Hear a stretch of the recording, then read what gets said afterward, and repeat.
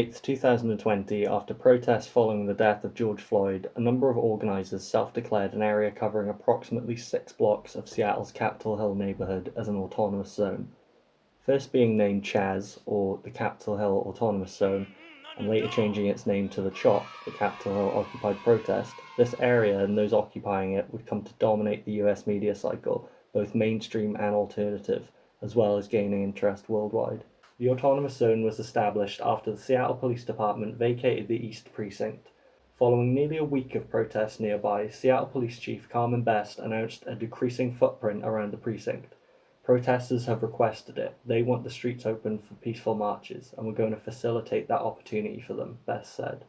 On June 9th, members of the self-described anti-fascist, anti-racist, and pro-worker Puget Sound John Brown Gun Club were reported to be open-carrying rifles in a restricted area, subject to Mayor Durkin's May 30th emergency order prohibiting the use of weapons, including guns. On the same day, organizers also opened a no-cop co-op to provide water, hand sanitizer, and snacks, apparently donated by the community. A day later, on June 10th, the protesters released a list of demands through the website Medium, including abolishing the Seattle Police Department as well as the court system, barring the police from using firearms, batons, riot shields, and chemical agents. All allegations of police brutality must be investigated by the federal government, while those determined to have suffered police brutality must also receive reparations in a form yet to be determined. Phasing out imprisonment entirely, redirecting all funding previously used for the Seattle Police to socialized medicine, public housing and education, and naturalization services for undocumented immigrants. De-gentrifying Seattle through methods such as rent control, free college, and a decentralized election process that allows working-class residents to run for office. Hospitals hiring black nurses and doctors to specifically aid black patients.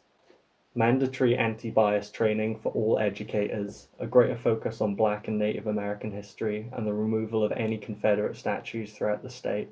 On the same day, approximately 1,000 protesters marched to the Seattle City Hall demanding the resignation of Seattle Mayor Jenny Durkin. The following day, on June 11th, Mayor Durkin described the zone as 4 blocks in Seattle that is more like a block party atmosphere, saying, "It's not an armed takeover, it's not a military junta. We'll make sure that we restore this, but we have block parties and the like in this part of Seattle all the time. There is no threat right now to the public." On June 12th, reporters from the Washington Post contradict reports from 3 days earlier, claiming that the Puget Sound John Brown Gun Club was on site but with no weapons visible, while USA Today reported that no one appeared armed with a gun.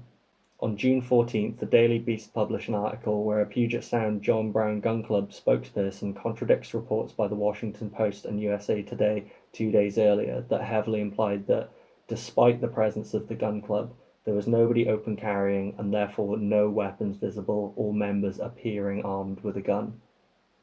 June 15th, a business owner whose Capitol Hill auto shop car tender was broken into and set on fire claimed in an interview that despite 19 calls to police while detaining the suspect, nobody was sent out to help.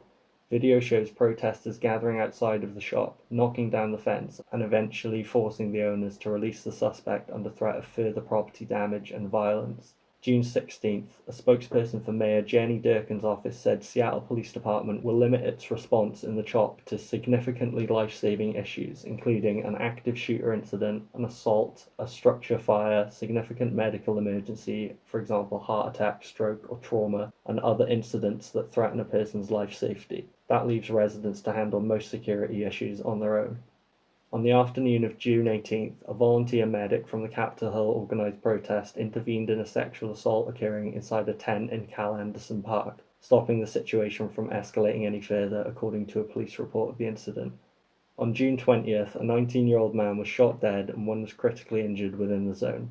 Seattle police then claimed that a violent crowd prevented officers from entering the area.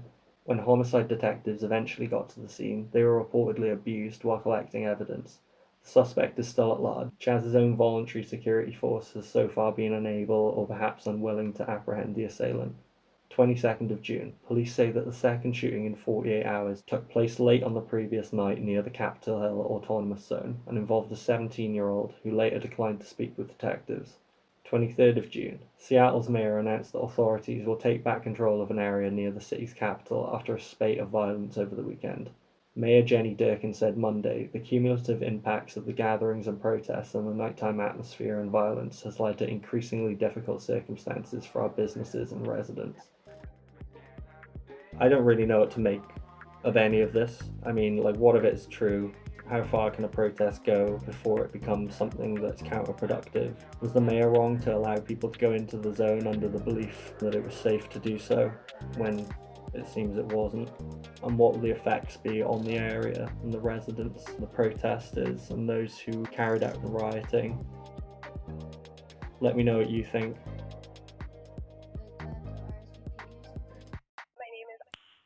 Nice.